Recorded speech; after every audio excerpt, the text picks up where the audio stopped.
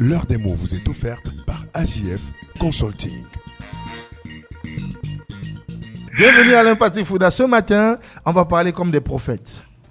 Effectivement, nous allons parler comme des prophètes et même comme des porte-paroles. C'est le mot que j'ai choisi pour vous ce matin. Porte-parole désigne une personne qui prend la parole au nom de quelqu'un d'autre, d'une assemblée ou d'un groupe. Au Cameroun, nous avons un porte-parole du gouvernement, c'est le ministre de la Communication, René Emmanuel Sadi.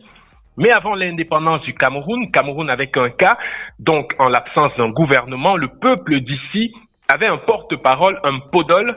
Podol en bassa veut dire celui qui porte la parole des siens. Ruben Oumniobe, secrétaire général de l'Union des populations du Cameroun, est né le 10 avril 1913 à Eok-Makon. Pour ceux qui ne le connaissent pas, c'est une des figures de proue de la lutte armée pour l'indépendance du Cameroun. Il a été assassiné le 13 septembre 1958. Cela fait 65 ans aujourd'hui. L'artiste Blick Bassi lui a consacré un album intitulé 1958, dont le fil rouge est un hommage à cet homme qui a perdu la vie en voulant sauver celle de ses compatriotes. Selon une certaine Claire Ducournau, maîtresse de conférences en lettres modernes, Ruben Oumniobe incarne avec une force particulière une histoire collective marquée par la violence, celle d'une guerre enfouie, cachée aux origines de la France-Afrique selon les termes du livre Cameroun avec un K, coécrit par les journalistes français Thomas Deltombe, Manuel Domergue et l'historien camerounais Jacob Tatsitsa. Le drame avec le Mpodol, le porte-parole, c'est qu'il n'occupe pas la place qu'il devrait occuper aussi bien dans nos esprits que dans nos villes. Et ce, malgré la loi du 16 décembre 1991 portant réhabilitation de certaines figures de l'histoire du Cameroun.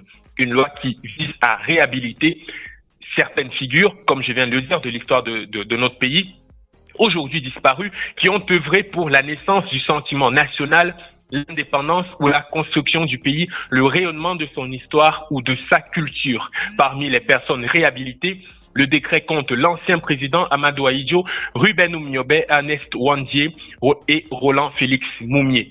Qu'a fait l'État? Que font les associations? Que font les journalistes? Aucune une de journaux n'a titré sur ce jour anniversaire. Eh bien, c'est le cas d'y penser. Aujourd'hui, jour anniversaire de la disparition de Ruben Oumniobe. À demain pour un autre numéro de l'heure des mots sur ABK Radio. Merci beaucoup Alain Patrick Fouda. Merci pour ce rappel historique. Et à demain. L'heure des mots vous est offerte par AJF Consulting.